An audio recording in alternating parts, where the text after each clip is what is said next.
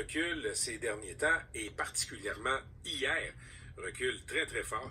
On en parle immédiatement avec l'économiste en chef de la Banque nationale, Stéphane Marion. Monsieur Marion, bonjour. Bonjour, M. Lagacé.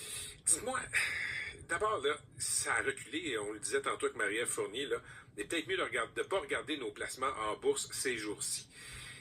On peut attribuer ça à quoi?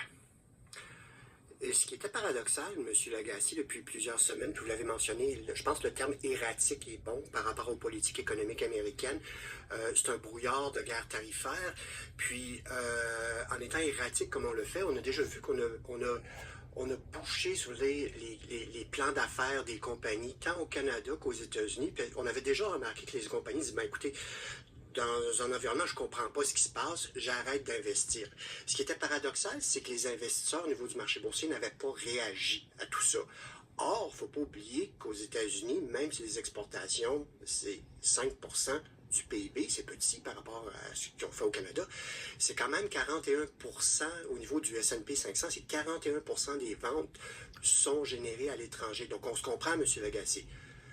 Si j'ai des plans d'affaires qui sont arrêtés parce que je ne sais pas où je m'en vais, puis en plus, le président menace plusieurs partenaires commerciaux, ben, à un moment donné, je dois revoir mes anticipations de croissance des bénéfices. Puis ça, ce qu'on voit à la bourse présentement, donc baisse de 8,6% pour le S&P 500 depuis son récent sommet. Monsieur Lagacé, ça, c'est 4 000 milliards de dollars américains qui ont été perdus depuis quelques semaines.